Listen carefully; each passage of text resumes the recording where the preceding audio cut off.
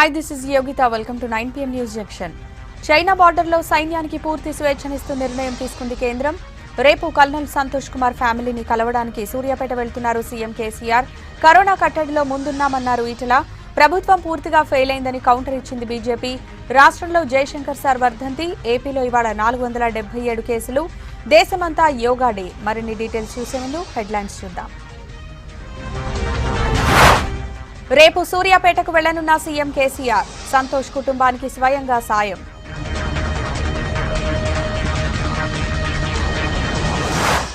Colonel ఫ్యామిలీని పరామర్శించిన కిషన్. అంత్యక్రియలకు కేసీఆర్ ఎందుకు వెళ్లలేదన్న వివేక్. కరోనాపై రాజకీయాలెందుకన్న టీఆర్ఎస్. నిజాలు చెబితే ఉలుకెందుకన్న బీజేపీ లీడర్లు.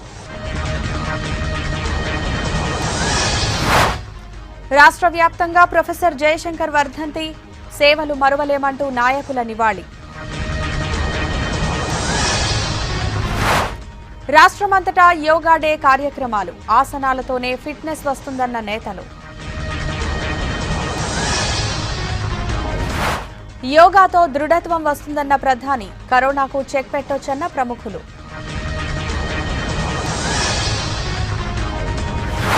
రాష్ట్రాల్లో కరోనాపై అమిత్ షా ఉన్నత స్థాయి రివ్యూ.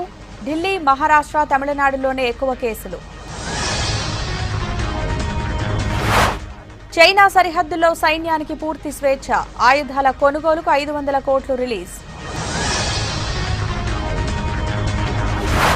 శ్రీనగర్లో 3 ప్రాంతాల్లో ఎన్కౌంటర్లు. 3 టెర్రరిస్టులను మట్టుబెట్టిన బలగాలు.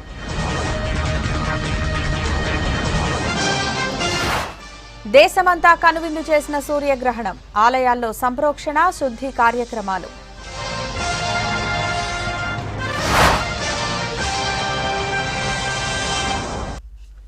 ఆకాశంలో అద్భుతం కనిపించింది. ఈ ఏడాదిలో తొలి సూర్యగ్రహణం కనువిందు చేసింది. మన దేశంలోనే కాదు, ప్రపంచ దేశాల్లోనూ రింగ్ ఆఫ్ ఫైర్ అలరించింది. ఉదయం 9:16 మొదలైన గ్రహణం మధ్యాహ్నం 3:30కు విడిచింది.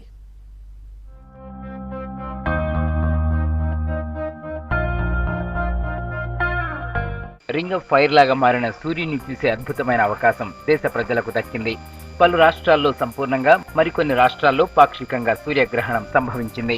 గుజరాత్లోని ద్వారకలో మొదట గ్రహణం మొదలైంది. గుజరాత్, రాజస్థాన్, పంజాబ్లలోని పలు పట్టణాల్లో సూర్యగ్రహణం పర్ఫెక్ట్ గా కనిపించింది. మహారాష్ట్ర, ఢిల్లీ, యూపీలోనూ పలు ప్రాంతాల్లో సూర్యగ్రహణం బాగా కనిపించింది. భూమికి సూర్యుడికి మధ్యలో చంద్రుడు అడ్డు రావడంతో రింగ్ ఆఫ్ ఫైర్ అద్భుతంగా కనువిందు చేసింది. మన రాష్ట్రంతో పాటు ఢిల్లీ, రాజస్థాన్, మహారాష్ట్ర, మధ్యప్రదేశ్, వెస్ట్ బెంగాల్, బీహార్, ఉత్తరాఖండ్, జార్ఖండ్, తమిళనాడు, కర్ణాటకల్లో ప్రజలు పాక్షిక సూర్యగ్రహణాన్ని చూశారు. జైపూర్, అమృత్సర్, ఉత్తరాఖండ్, డెహ్రాడూన్ నగరాల్లో సోలార్ ఎక్లిప్స్ సంపూర్ణంగా కనిపించింది. జమ్మూ, కోయంబత్తూర్లోనూ సూర్యగ్రహణం కనువిందు చేసింది. అన్ని రాష్ట్రాల్లోనూ పిల్లలు, పెద్దలు ప్రత్యేక జాగ్రత్తలు తీసుకుని సూర్యగ్రహణాన్ని ఓపికతో చూశారు. ప్లానెటోరియం, జిల్లాల సైన్స్ మ్యూజియాల్లో టెలిస్కోపులు, సోలార్ లెన్సులను అందుబాటులో ఉంచారు. కర్ణాటక కలబురగి సైన్స్ సెంటర్లో భారీ టెలిస్కోప్ల సాయంతో సోలార్ ఎక్లిప్స్ ను గమనించారు.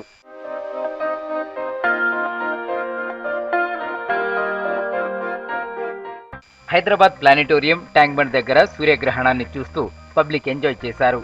గ్రహణ కాలంలో ఆహారం తిన్నా ఏమీ కాదని, మూఢనమ్మకాలు పట్టించుకోవద్దని ఉస్మానియా యూనివర్సిటీలో జన విజ్ఞాన వేదిక సభ్యులు అవగాహన కల్పించారు. యాదాద్రి, భద్రాద్రి, వేములవాడ, బాసర, కుమరవెల్లి సహా రాష్ట్రంలోని ఆలయాలన్నీ గ్రహణ కాలం తర్వాత తెరుచుకున్నాయి. ఆలయ సంప్రోక్షణ చేసిన పూజారులు దేవతామూర్తులకు ప్రత్యేక పూజలు చేశారు. ఏపీలోని తిరుమల వెంకన్న ఆలయం తెరిచి సంప్రోక్షణ చేశారు అర్చకులు. శ్రీవారి పుష్కరిణిలో జపయజ్ఞం చేశారు. శ్రీకాళహస్తికి ఉన్న ప్రత్యేకత కారణంగా గ్రహణ సమయంలో ఆలయాన్ని తెరిచే ఉంచారు. సూర్యగ్రహణం ఉన్నంతసేపు దేశమంతటా దాదాపు అన్ని ఆలయాలను మూసివేశారు. ఆలయ ప్రాంగణాల్లో పూజలు, ప్రత్యేక హోమాలు, యజ్ఞాలు చేశారు. గ్రహణం ముగిసిన తర్వాత పవిత్ర సంగమాల్లో మునకలు వేశారు. హర్యానాలోని కురుక్షేత్రలో బ్రాహ్మణ సరోవర్ ఘాట్ దగ్గర పూజారులు స్నానాలు చేశారు.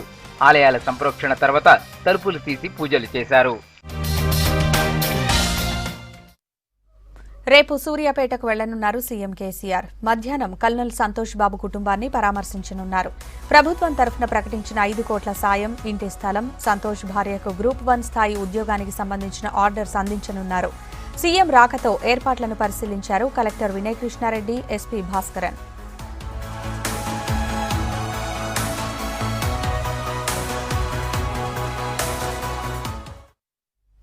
కల్నల్ సంతోష్ బాబు కుటుంబ సభ్యులను పరామర్శించారు కేంద్ర హోంశాఖ సహాయ మంత్రి కిషన్ రెడ్డి. సంతోష్ బాబుకు శ్రద్ధాంజలి ఘటించి కుటుంబ సభ్యులకు సంతాపం ప్రకటించారు. సంతోష్ బాబు చేసిన త్యాగానికి దేశం మొత్తం రుణపడి ఉంటుందన్నారు కిషన్ రెడ్డి.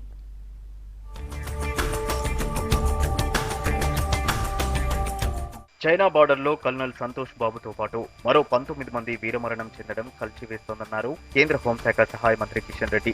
కుటిల చైనాకు వ్యతిరేకంగా ప్రధాని మోడీ అఖిలపక్ష సమావేశం నిర్వహించారని, ఇతర దేశాల మద్దతు కోసం మాట్లాడుతున్నారని చెప్పారు. వీరుల త్యాగాలు వృధా పోవన్న కిషన్ రెడ్డి యువతకు సంతోష్ బాబు జీవితం ఆదర్శమన్నారు. పార్టీ నేతలతో కలిసి సూర్యాపేటలోని సంతోష్ బాబు ఇంటికి వెళ్లి వారి కుటుంబ సభ్యులను పరామర్శించారు కిషన్ రెడ్డి. ఇండియన్ ఆర్మీ ప్రపంచంలోనే అతి శక్తివంతమైనటువంటి ఆర్మీ.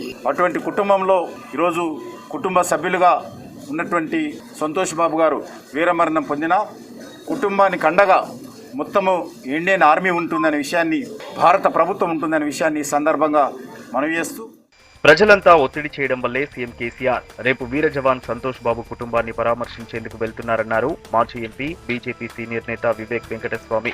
దేశం కోసం ఒక తెలంగాణ వీరుడు ప్రాణత్యాగం చేస్తే అతని అంత్యక్రియలకు కేసీఆర్ వెళ్లకపోవడం బాధాకరమన్నారు.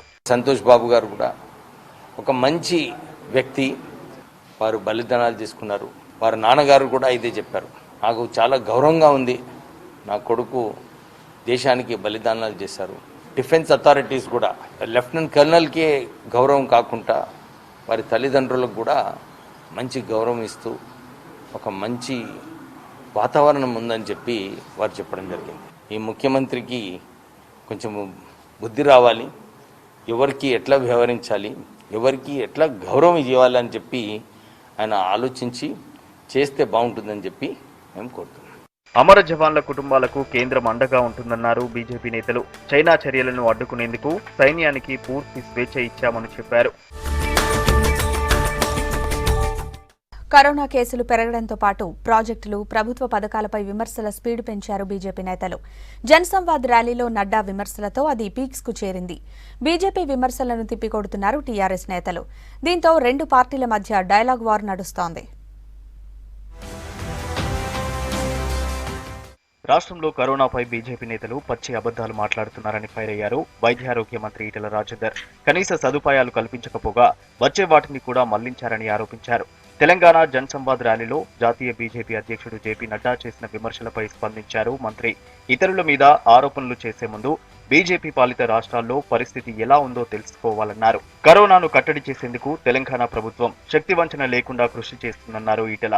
కరోనా మరణాలు జాతీయ సగటు కంటే ఎక్కువనేటువంటి పచ్చి అబద్ధపు మాటలు మాట్లాడిండు, చిల్లర ఆరోపణలు చేయడం జరిగింది. గుజరాత్ లాంటి రాష్ట్రంలో ఎంతమందికి పాజిటివ్ వచ్చింది, ఎందుకు 1600 పైచిలకు చనిపోయినరు, దానికి రాష్ట్ర ప్రభుత్వ వైఫల్యం కారణమా?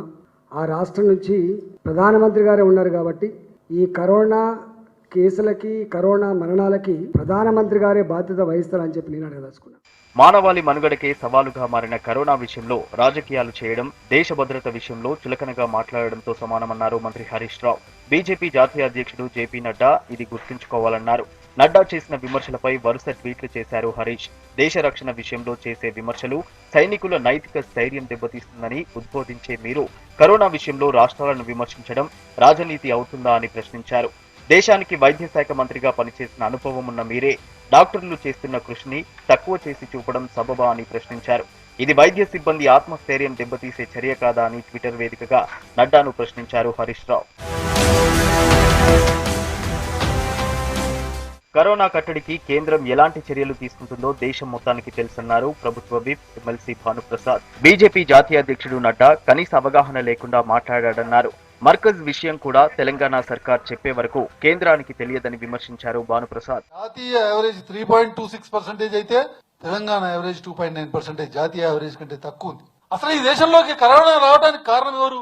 మీరు కాదా, మీ ప్రభుత్వం కాదా? ఇంటెలిజెన్స్ వ్యవస్థ కనుక్కుని తబ్లిగీ జమాత్లో జరిగినటువంటి సంఘటన గురించి చెప్పేంత వరకు ఈ దేశ ప్రభుత్వానికి, ఈ దేశంలో నడుస్తున్నటువంటి భారతీయ జనతా పార్టీ ప్రభుత్వానికి కనీసం తబ్లిగీ జమాత్లో ఏం జరిగిందో కూడా తెలియదు.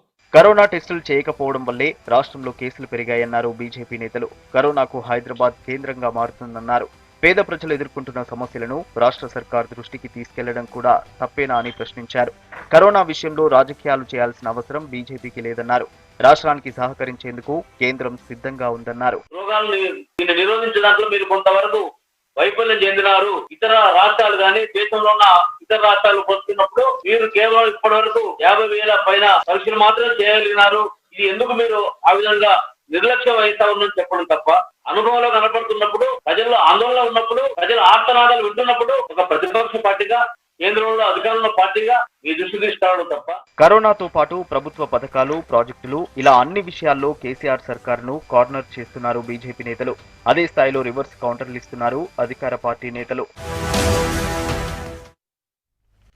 వారం కిందట కరెంటు బిల్లులపై నిరసన తెలిపిన బీజేపీ రేపు కరోనాపై ఆందోళనకు పిలుపునిచ్చింది. వైరస్ నియంత్రణలో రాష్ట్ర సర్కార్ పూర్తిగా ఫెయిల్ అయిందని ఆరోపిస్తున్నారు బీజేపీ నేతలు. కరోనా కట్టడికి సరైన చర్యలు తీసుకోవాలని డిమాండ్ చేస్తూ రేపు ఆందోళనకు పిలుపునిచ్చారు. బీజేపీ రాష్ట్ర చీఫ్ బండి సంజయ్తో పాటు మిగతా నేతలంతా సర్కార్ హాస్పిటల్స్ ముందు నిరసన తెలపనున్నారు.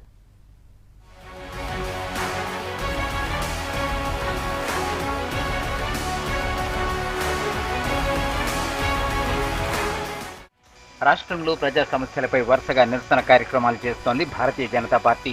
ఈ నెల 15న కరెంటు బిల్లులపై విద్యుత్ సౌధ దగ్గర నిరసన తెలిపిన బీజేపీ ఇప్పుడు కరోనాపై యుద్ధం ప్రకటించింది. కరోనా నియంత్రణలో ప్రభుత్వం పూర్తిగా విఫలమైందని, వైరస్ నియంత్రణకు సరైన చర్యలు తీసుకోవాలని డిమాండ్ చేస్తూ సోమవారం ఆందోళనలకు పిలుపునిచ్చింది. రాష్ట్రంలోని ప్రాథమిక, జిల్లా ఆరోగ్య కేంద్రాల దగ్గర నిరసన తెలపనున్నారు బీజేపీ నేతలు. కరోనా నిబంధనలను పాటిస్తూ ఆందోళన చేయాలని శ్రేణులకు సూచించింది బీజేపీ.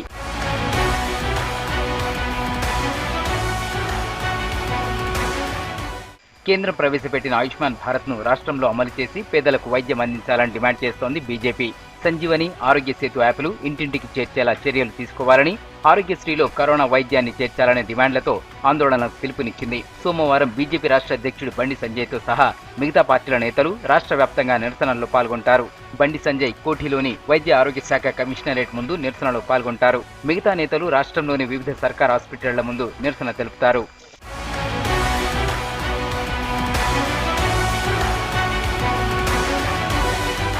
ఈ నెల 15వ తేదీన కరెంటు బిల్లులపై విద్యుత్ సౌధ దగ్గర నిరసనకు పిలుపునిస్తే బీజేపీ నేతలను ఎక్కడికక్కడ అరెస్టు చేశారు పోలీసులు. సోమవారం ప్రభుత్వ హాస్పిటళ్ల దగ్గర ఆందోళన కార్యక్రమాన్ని కూడా అడ్డుకునే అవకాశాలు కనిపిస్తున్నాయి.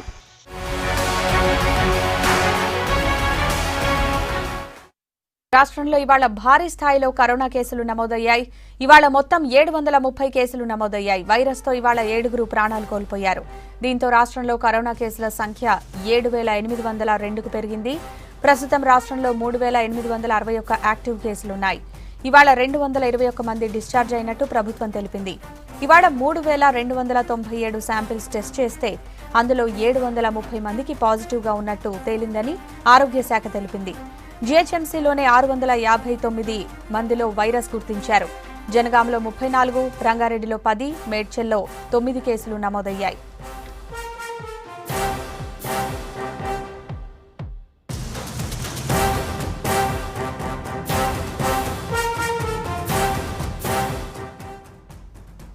రాష్ట్రంలో ఇవాళ భారీ స్థాయిలో కరోనా కేసులు నమోదయ్యాయి. ఇవాళ మొత్తం 730 కేసులు నమోదయ్యాయి. వైరస్తో ఇవాళ 7 ప్రాణాలు కోల్పోయారు. దీంతో రాష్ట్రంలో కరోనా కేసుల సంఖ్య 7,802కు పెరిగింది. ప్రస్తుతం రాష్ట్రంలో 3,861 యాక్టివ్ కేసులున్నాయి. ఇవాళ 221 మంది డిశ్చార్జ్ అయినట్టు ప్రభుత్వం తెలిపింది. ఇవాళ 3,297 శాంపిల్స్ టెస్ట్ చేస్తే అందులో 730 మందికి పాజిటివ్గా ఉన్నట్టు తేలిందని ఆరోగ్య శాఖ తెలిపింది. జీహెచ్ఎంసీలోనే 659 మందిలో వైరస్ గుర్తించారు. జనగాంలో 34, రంగారెడ్డిలో 10, మేడ్చల్లో 9 కేసులు నమోదయ్యాయి.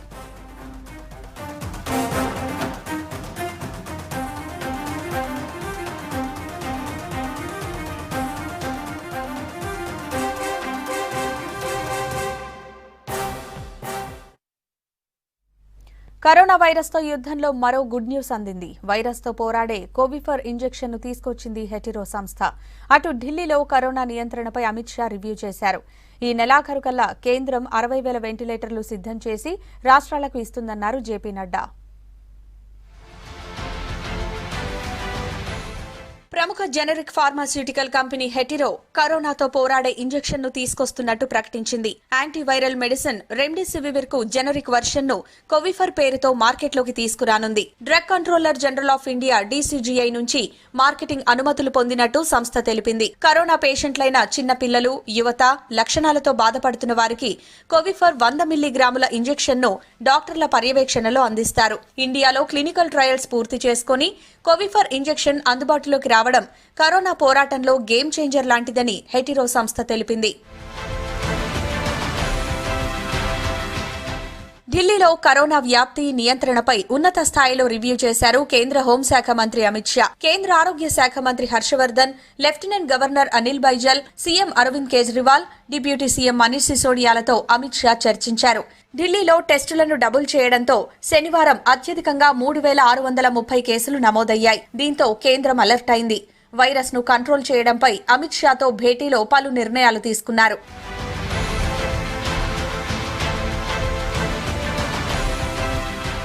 ప్రస్తుతం దేశంలో 21,000 వెంటిలేటర్లు అందుబాటులో ఉన్నాయని, జూన్ చివరికల్లా పీఎం కేర్ ఫండ్ సహాయంతో వాటి సంఖ్య 60,000కు పెరగబోతోందని చెప్పారు బీజేపీ జాతీయ అధ్యక్షుడు జేపీ నడ్డా. లాక్డౌన్ పెట్టినప్పుడు కరోనా హాస్పిటళ్లే లేవని, లాక్డౌన్ సడలింపులిచ్చే నాటికి 1000 హాస్పిటళ్లలో 2 లక్షల బెడ్లు సిద్ధంగా ఉంచామని యూపీలో నిర్వహించిన జనసంవాద్ ర్యాలీలో చెప్పారు.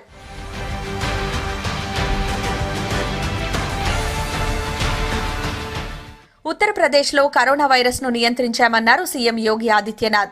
24 కోట్ల జనాభా ఉన్న ఉత్తరప్రదేశ్ రాష్ట్రంలో కేవలం 6,000 కరోనా కేసులు నమోదయ్యాయన్నారు. డెత్ కేసులు తక్కువగా ఉండడం సంతృప్తికరంగా ఉందన్నారు. పార్టీ చీఫ్ జేపీ నడ్డాతో కలిసి జనసంవాద్ కార్యక్రమంలో మాట్లాడారు యోగి. కరోనా के ग्रहण को हम सब ऐसे ही दूर करेंगे जैसे आज देवादिदेव इस जगत पिता सूर्य ने सूर्य ग्रहण को समाप्त करके फिर से अपनी आभा से इस चराचर जगत को आलोकित किया है. इसी रूप में हम आदरणीय प्रधानमंत्री जी के नेतृत्व में कोरोना संकट से उभर करके आंतरिक और बाह्य इस प्रकार के संकटों से उभर करके भारत को एक महाशक्ति के रूप में स्थापित करने में सफल होंगे. దేశంలో కరోనా కేసులు 4 లక్షలు దాటిపోవడంతో ఇంట్లో క్వారంటైన్ కావడమే కరెక్ట్ అన్నారు ఇండియన్ మెడికల్ అసోసియేషన్ మాజీ సెక్రటరీ రవి మాలిక్. దేశంలోని మహారాష్ట్ర, ఢిల్లీ, తమిళనాడు, గుజరాత్, యూపీల్లోనే ఎక్కువ కేసులు ఉన్నాయన్నారు. ముంబై మలాద్లోని ఎస్వీ రోడ్డులో కొత్తగా నిర్మించిన 19 అంతస్తుల భవనాన్ని బృహన్ ముంబై మున్సిపల్ కార్పొరేషన్ కు లీజుకిచ్చారు దాని యజమానులు. అందులో 130 ఫ్లాట్లు ఉన్నాయని, ఇప్పటికే కొన్నింటిలో ఫ్లాట్ కు 4 చొప్పున కరోనా పేషెంట్లు క్వారంటైన్ లో ఉన్నారని చెప్పారు. మిగతా రూమ్స్ ఓనర్లతో మాట్లాడి బిల్డింగ్ మొత్తాన్ని బీఎంసీకి కరోనా పేషెంట్ల చికిత్స కోసం అప్పగించాలని నిర్ణయించినట్టు తెలిపారు. మాస్కులు వేసుకోని వాళ్లు, బహిరంగంగా ఉమ్మివేసిన వాళ్లకు పంజాబ్ రాష్ట్రంలో భారీగా జరిమానా వేస్తున్నారు. లూథియానాలోని స్థానికుల నుంచి 40 లక్షల ఫైన్ వసూలు చేసినట్టు కమిషనర్ రాకేష్ అగర్వాల్ చెప్పారు. మే 18 నుంచి 500 ఎఫ్ఐఆర్లు నమోదు చేశామని, 11,000 చలాన్లు ఇష్యూ చేశామని అన్నారు. కరోనా గైడ్ లైన్స్ ను అందరూ స్ట్రిక్ట్ గా ఫాలో కావాలన్నారు పోలీసులు. उसमें तकरीबन हम लोगों ने 500 के करीब एफआईआर हैं जो लोग बिना मास्क के घूम रहे हैं या बिना सोशल डिस्टेंसिंग के कर रहे हैं. 500 के करीब एफआईआर दर्ज की हैं और इसी तरीके से करीब 11,000 के करीब चलान उनके किए हैं. तो काफ़ी हद तक सुधार है, लेकिन अभी और सुधार की ज़रूरत है. लोगों को अपील है कि वो खुद ही अपनी तरफ से मास्क वगैरह डाल के निकलें.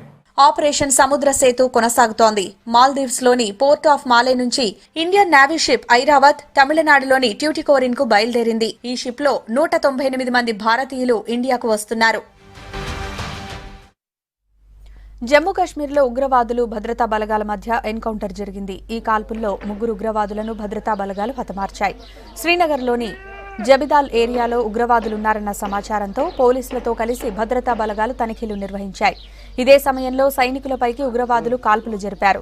దీంతో భద్రతా బలగాలు ఫైరింగ్ చేశాయి. ఈ ఫైరింగ్ లో 3 టెర్రరిస్టులు హతమయ్యారు. जो तायब वलीद है पाकिस्तानी मिलिटेंट है जैश मोहम्मद का, पंजाब प्रोविंस का है और ये पिछले 2-3 साल से ये कुलगांव डिस्ट्रिक्ट में एक्टिव है। ये शूटर है और आईडी एक्सपर्ट है और उसके कब्जा से एक 47 मिला है, एक M4 कार्बाइन मिला है, एक पिस्टल मिला है, बहुत सारे मेडिसिन एक्सप्लोसिव भी मिला है। तो पहले वहाँ के जितने भी इज्जतदार लोग थे, रेस्पेक्टेबल, उसको बुला के अपील कराया गया कि आप बाहर निकल जाएं, सरेंडर कर जाएं। उसका बात नहीं माना। फिर हम लोग उनके एक पेरेंट्स जो थे उनको बुलाए, उन्होंने अपील किया, जिसका हमारे पास वीडियो भी है, पिक्चर भी है, आप में से कुछ लोग देखे भी होंगे। उसको अपील किया गया काफ़ी, फिर भी नहीं माना और अंदर से ग्रेनेड थ्रो किया, फायर किया। हमारे फोर्सेस ने इधर से फायरिंग शुरू किया और इनकाउंटर हुआ। इस इनकाउंटर में 3 टेररिस्ट मारे गए हैं, जिसमें से 2 को हम लोग आइडेंटिफाई कर लिए हैं। एक में थोड़ा कन्फ्यूजन है, अब इनके पेरेंट्स को जो क्लेम कर रहे हैं उनको बुला के हम लोग दिखा देंगे। और इस ऑपरेशन ఇవి ఇప్పటి వరకు అప్డేట్స్. కమింగ్ అప్ వీకెండ్ 3 వార్తలు. Keep watching V6 news.